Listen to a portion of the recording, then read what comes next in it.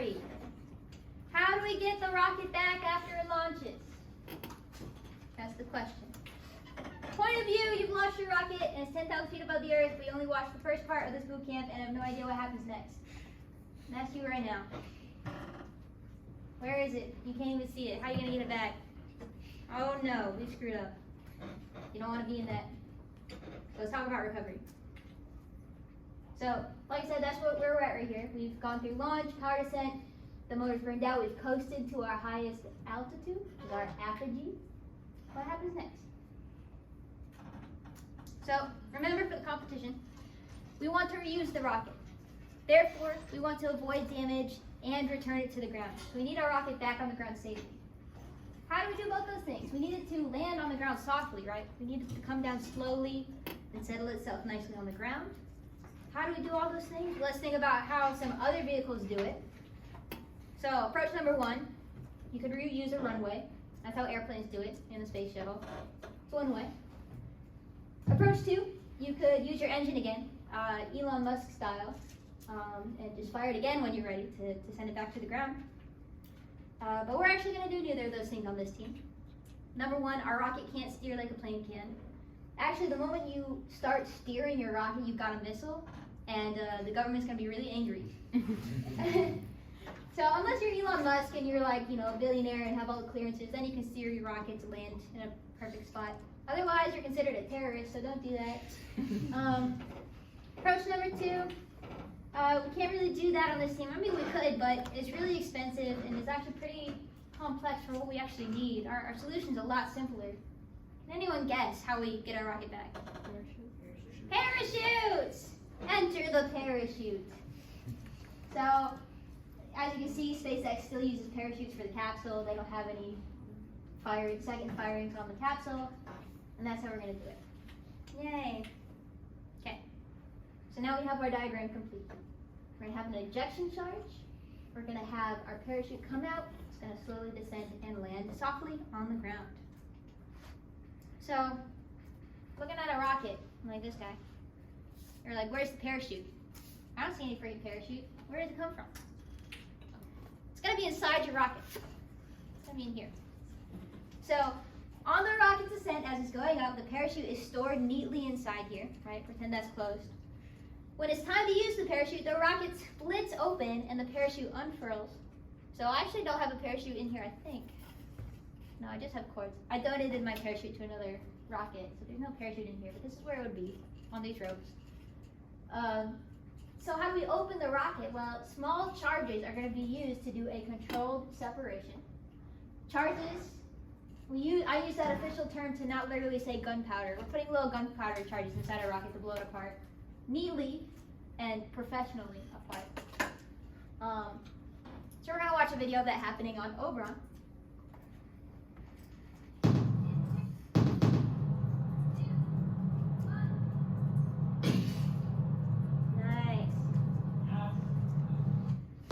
So that is directly outside this room. So the door to this room is like right here.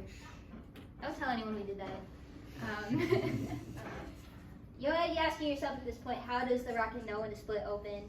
We're going to talk about that in the avionics section. So don't worry about that yet, how it decides when and how to open. We're just going to focus on the mechanism of how we get back to the ground at this point.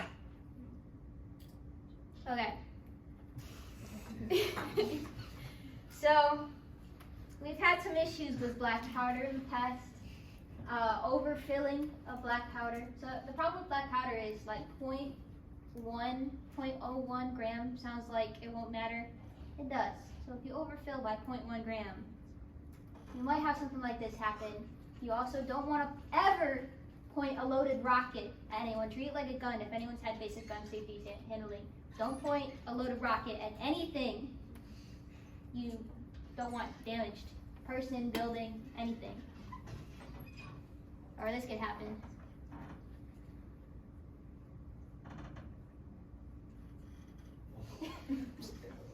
So we did not have the parachute attached on that run, and we scraped up our nose cone. Luckily, it did not get further damaged. However, you might notice that that specific nose cone is not here right now. So somehow it got pointed against the wall for a test. It flew off and it split in half because it hit a wall. And I joke, oh, dang it. I joke, but it's really not funny. Like, it's literally explosive, it's black powder. If that had been aimed at someone, it would have seriously injured them, and we destroyed our like $100 nose cone, right? So I joke, but really don't play around with this. If you're undercover, you gotta be careful, and like, people are gonna be on your asses about the black powder, right? It's the most dangerous thing we do, other than like the actual firing of the rocket. All right, everyone clear that you gotta be good about black powder. No fooling around. Okay. So let's talk about shear pins. So basically, in our previous video, when Oberon was safely lying on its side, not pointed at anything, that it looked like it was like sealed together. And if I do this, I can show you this. It looked like it was like sealed together. And it was. The thing holding these two junctions together are these things called shear pins. There's these little tiny nylon screws, and they are meant to break into two pieces when a big force is exerted on them. So imagine I've drilled a little screw in here just to hold this piece in place until it's time to use. Our black powder charge goes off and it neatly shears them in half. I literally sheared, it's like they're chopped in half at the junction of the two walls. And they're designed to do that so that our rocket breaks apart at that point without too much force on it. So going through the process of events, our charge inside our rocket goes off. The reason it exerts a force is because this chamber becomes pressurized. So there's a little area in here that exploding charge creates gas, just like in our rocket motor. That pressurizes it, exerts a force up, presses on the surface, the screws are sheared, and suddenly everything's popped off and our parachute is out. Okay? Questions? Okay. How do you choose a parachute? You can't just go to the store and say, I'd like one rocket parachute, please. There are certain criteria you gotta consider. So the rule of thumb is that we want our rocket to hit the ground at 20 miles per hour or less. So that's actually, pretty fast. Like imagine, stopping suddenly in your car at 20 miles an hour. It's not gonna hurt you, but it's gonna be a jolt. So we want this to just pretty much ensure a soft landing. We have an equation that helps us figure that out. So on the left-hand side, you see we have V. V is gonna be our velocity. Everything else, it kind of looks scary, but it's really self-explanatory, right? Velocity is V, velocity of rocket descent. M is mass of rocket, easy, we measure that with a scale. A, acceleration due to gravity, that's a known constant. What is that, guys? 9.8 meters per second. Drag coefficient, I'll skip that for now. R is air density, also a known constant given there as 0.0767 pounds per cubic foot. D is your diameter of your parachute. Going back to CD, so that is the drag coefficient. It is a dimensionless quantity that is used to quantify drag or resistance on an object in a fluid. That is something you could get out of CFD. Remember that CFD I showed you guys earlier of the rocket traveling through air. Something that CFD can do is provide you a drag coefficient, telling you that dimensionless number of how much drag force is going to be exerted on your object. But luckily when it comes to rocket parachutes, that's going to be given to us in most cases by the manufacturer. So you're going to look on the website. You're like, okay, I know I want my rocket to be landing at 20 miles per hour. I know my rocket weighs 10 pounds. So I need to somehow match. Let me choose a different color. So, okay, I can't have a different color. So then we just need to find our correct diameter of parachute and center of drag coefficient that will solve this equation to get us 20 miles per hour. First, I'll get rid of this. Okay. Alright, is that clear, this equation? Okay, it's not that complicated. Usually the recovery team will put that in a little spreadsheet, help us figure that out. I'll erase all that.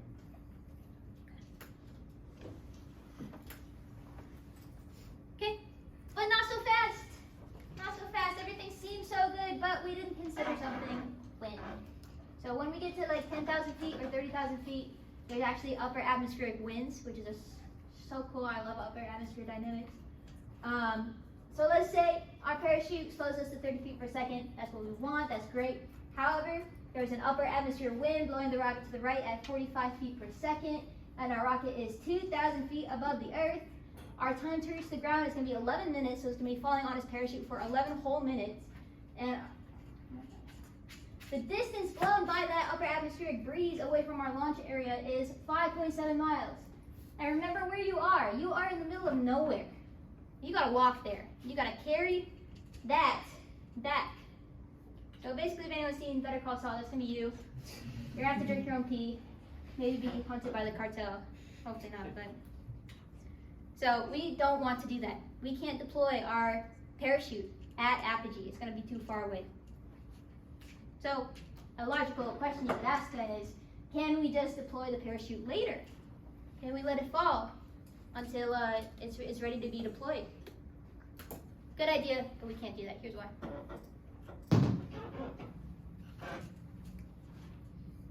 On June 28th, NASA's Low-Density Supersonic Accelerator project conducted the first shakeout flight of a new way of testing technologies that will one day be used to land heavier, more massive payloads on the surface of Mars. We used a large 34 million cubic foot scientific balloon to hoist a 7,000-pound test vehicle to an altitude of 120,000 feet. The test vehicle was then released from the balloon, spun up for stability. Basically, the point of this is they want to test a new parachute. This is their test flight for their handy parachute. 4 times the speed of sound and an altitude of 180,000 feet, a condition very similar to conditions that we see at Mars. Once we reached the correct speed and altitude, we despun the vehicle. And then we got a chance to test our new supersonic inflatable accelerator. The camera lens covers deployed. We see that inflated very uniformly without disturbing the vehicle too much. And now we're seeing previously unreleased, high-definition, high-resolution, high-speed video taken during the test. We used the supersonic inflatable accelerator to slow us to something closer to 2.5 times the speed of sound. We use a balloon to help deploy the new supersonic parachute. The balloon is shot out back of the vehicle at over 200 feet per second, and then we cut the balloon free and it begins to pull the parachute off the back of the vehicle. As the parachute begins to inflate, we see one of the surprising aspects of this test, which is the early onset of tears in the parachute. We see where those tears began, how they propagated, and otherwise how the parachute behaved as it began trying to inflate behind this very blunt object moving 2.5 times the speed of sound, punching a hole in the atmosphere and creating an extremely turbulent, chaotic environment for the parachute to exist in. We now have a data set that we will use to prepare for 2 more tests beginning in June of 2015. All right, so what happened to the parachute in this video? It ripped. So, like he was explaining, this thing was going super fast. Something happened. Basically, it tried to slow down this very fast, very blunt object all of a sudden, and it tore up the parachute. That's what's going to happen to your rocket if you let it fall until, I don't know, 1,000 feet above the Earth. Remember, it's going from 10,000 feet or more down to 1,000 feet. That's 9,000 feet of free fall. It's going to hit its max velocity, or its terminal velocity, and any parachute is going to rip itself up. Or if the parachute doesn't rip itself up, your rocket's going to rip itself up at that speed. Because it's going to all come out at once to try and stop it. Everything's going to be ripped. So good idea about deploying it later, but that's not going to work. What's something else we could do? Enter the drogue parachute. So this word, D-R-O-G-U-E, it's pronounced drogue. This is a small baby parachute we deploy before our bigger parachute. So you see in the diagram, it reaches apogee. Right at apogee, a tiny little drogue parachute comes out. And then later, about 10,000 feet down, we get our bigger parachute. So this is a very simple way to solve our problem of ripping up our parachute, is just deploy a baby parachute. And this baby parachute is going to slow it down just enough so that when the main comes out, it's not going to destroy itself. Okay. And here's a picture of that here. So once everything's deployed, everything's flying towards the Earth, our main parachute is going to come to the top. You see that that has more surface area, so that's going to generate more of a force, right? So that's going to go to the top of our assembly here. Our drogue's just kind of hanging on for the ride out here. It did its job earlier, but now it's not really doing anything. It's under the descent of the main parachute. Oh. Okay. So finally, let's put all the pieces together of how recovery happens. Number 1, rocket launches. Number 2, rocket reaches apogee, right? The highest point. The drogue chute comes out. The drogue chute, remember, is the little baby parachute. 3, the drogue chute slows our parachute down to around 1,000 feet per second. So remember I said the rule of thumb earlier, 30 feet per second for a main parachute. Our drogue should be about 100 feet per second. You plug that back into our equation we saw earlier to find your drogue characteristics you want. Once it gets to 1,000 feet above the ground, step 4, the main chute is deployed. And on the right we have a lovely picture of Zenith's main parachute. It's pretty big. The main chute slows the rocket down to a safe landing speed of 30 feet per second or less, and the rocket lands safely on the ground. And that's recovery. Any questions on that? At least I think that's recovery. Oh no, I have more. I actually have more slides. I forgot I added to this. Okay, so this is actually just kind of what I just said, putting all that picture together. This was actually taken, I found this in the drive, I don't even know who gave this to us, but this was taken at Texas Shootout, which is a exhibition we went to for rockets back when I was project manager. One of the people there shot this video of his rocket flying, so you can see all steps of recovery.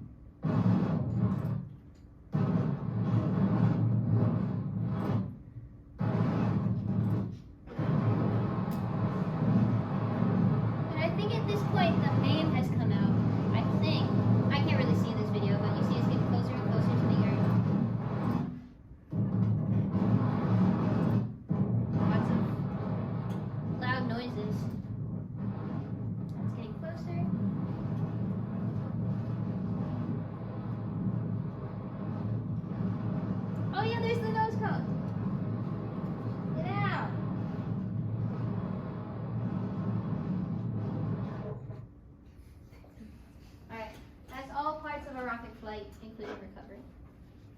And hopefully your rocket is not damaged when it hits the ground. Okay. Oh, and we actually have a guest star in the house, Mr. Alex Blake. He filmed this video back when we were doing Oberon about how those black powder, you remember when we talked about the black powder charges that eject the parachute? This is a short video he filmed about how to set that all up.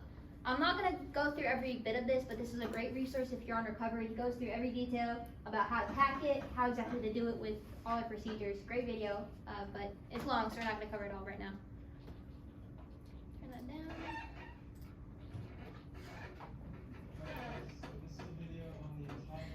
So this is the top of, basically that's a bulkhead. So we're going to talk about that a little later. I have that here. And all your black powder is going to go into these little PVC caps. They're literally PVC caps we drill onto here. And we have a whole procedure of how to pack it safely. Alright, so first thing you want to do is take your E-match and you want to cut it to the right length. So kind of figure out how much length you need, give it a little bit of slack. I'm just going to skip around like I said. Wall of the ejection canister. So he's putting in the E-match, so I didn't cover that. So remember how I talked about in the motor, we have a little igniter at the back, and that little bit explodes and it ignites the rest. Same concept with an E-match. E-match is short for electronic match. It's a match controlled by electronics. When we send a signal to it, it's going to set off a little tiny charge. You see that's literally like less than a fingertip. And that's going to ignite everything around it, which is going to be the black powder. So you don't want in with some. Oh, So right there, I didn't cover that either. That's thermal wadding. So we have a lot of thermally protective stuff, which I will cover a bit. So we don't want to burn our parachute, right? We don't want a hole in it because of this explosive charge we put next to it. So we're putting this thermal wadding special paper that absorbs a lot of the heat on top of our black powder explosion. Then he's going to cover it with masking tape. So when that thing pops off, it's going to blow through all the tape, all the wadding. I'm going to get rid of that. Go down. Piece of tape. Really make sure that this is. Yep, no, tight, good. Oh, That's good. So we skipped a step in there where he actually loads the black powder. I think because this is a demonstration video, he didn't do that, but it'd be E-match black powder thermal wadding tape. That's how we do it. And it's all just in this like little compartment here. Questions?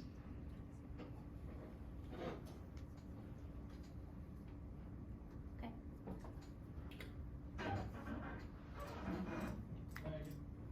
All right. I have actually a lot more slides. I don't know why I said I have a ton of slides. Okay. So there are two basic ways to configure your chute. So I'm kind of skipping around because I wanted to cover avionics in a separate section. But you can see on our diagram, there's this little green bit in the middle here. That's our avionics. That's our computers that's going to actually deploy our charges at the right times. And so basically, the parachutes and the charges need to be very close to our avionics. So there's two configurations you can have. You can either have them on the same side, or you can have them on both sides. So this piece is this green piece here. It's going to be in our rocket. So our parachute could be here, or they could all be on one side. Each of them has benefits and downfalls. So with this top one, number one, we're going to call that dual bay, dual deploy. So there's two bays that our parachutes are in. Dual deploy indicates that there's two parachutes. So anytime you're dealing with two parachutes, you're going to be dual deploy.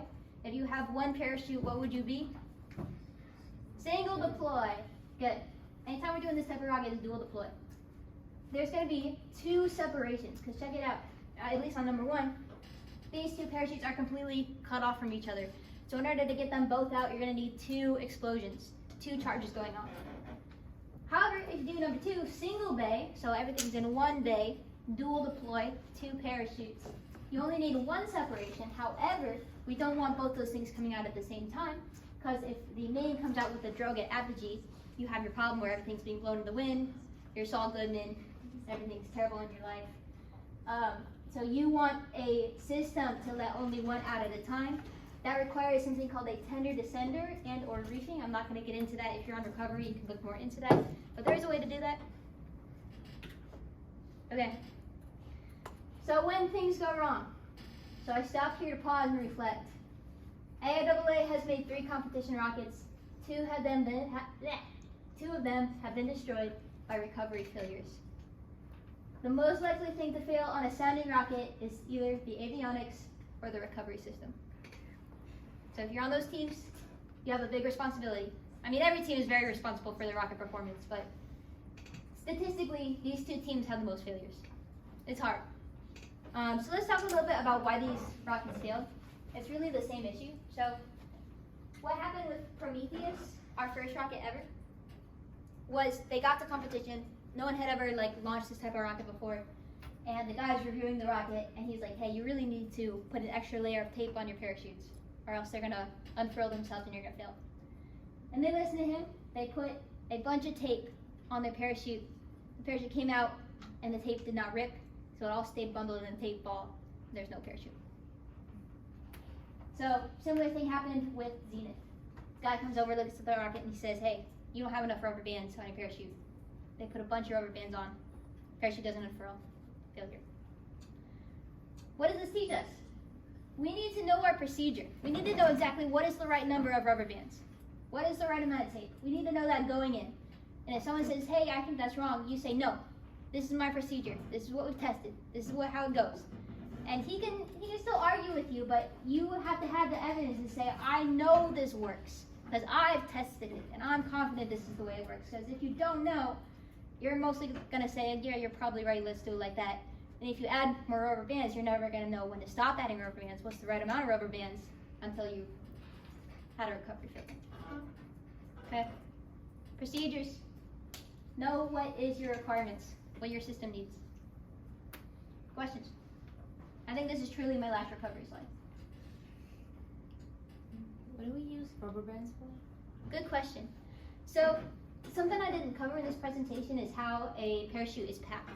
So, it isn't arbitrary how you put it in. There is a special procedure to fold it up nicely so that when it gets exposed to the air, it catches and opens up nicely. Because if you just put it in a ball, it most likely when you eject it wouldn't catch the air. So the rubber bands are put on to ensure that it doesn't get all wrapped up in itself. And then when it comes to flight, the rubber bands are supposed to like slip off and the parachute's supposed to come out. Oh, so it's for like shaping? Yeah, it's for shaping. So there's a use for them. They're useful, but you can't have too much of them. Hmm?